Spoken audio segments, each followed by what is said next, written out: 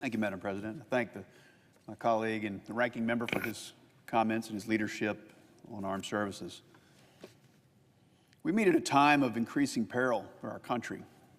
The threats we face, they're demanding attention in a way that we haven't seen in decades. From the Middle East to Europe, the Indo-Pacific, weakness and moral bankruptcy from the Biden-Harris administration have allowed chaos to spread around the globe. In the Middle East, Israel's in a fight for survival against genocidal Hamas terrorists and other terrorist proxies from Iran. These forces of evil are bent not only on the complete annihilation of the Jewish state, but on the destruction of the United States as well. In Ukraine, Russia continues its vicious war of aggression by continuing to commit war crimes against innocent civilians and threatening the very stability of Europe. In the Indo-Pacific, China is saber-rattling and taking provocative action towards Taiwan and the Philippines. The aim of the Chinese Communist Party is clear. They're determined to displace the United States as the dominant world superpower. Now, if this were to occur, the consequences would be staggering for America, and I say yes, the world's security and economic well-being.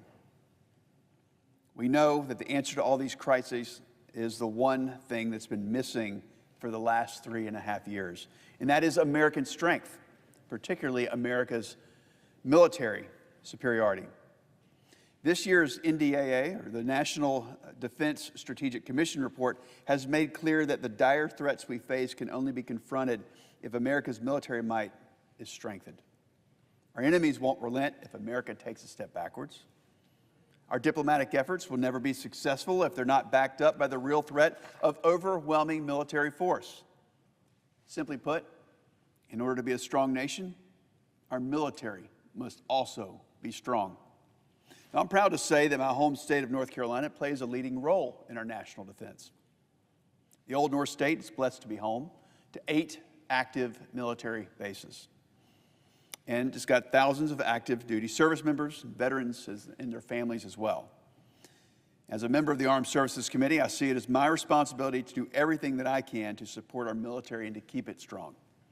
I'm particularly proud of the work that the committee did this year on the National Defense Authorization Act to combat the growing threats posed by China, Russia, Iran, and the dangerous individuals coming across our own southern border. In this dangerous world, the U.S. Senate should prioritize the passage of the NDAA. We shouldn't procrastinate, and we shouldn't play politics with it. We should put it on the floor, have a full amendment process, and let everyone debate the issues. It's pretty simple. But don't be fooled by the political calendar. The Democrat majority, they could make the time if they really wanted to do it, but instead they're prioritizing politics. They're holding show votes on messaging bills designed to fundraise from their political base. Now, this does a massive disservice not only to the men and women serving overseas who depend on us, but it also sends yet another message of weakness and division to the world at a time when our enemies see the United States as weaker than we have ever been. So my message to the majority is this: if you care about keeping America a strong nation, if you care about American leadership in the world, if you care about U.S. troops stationed here and abroad, put the NDAA on the floor so that we can do our job. Thank you. I yield the floor.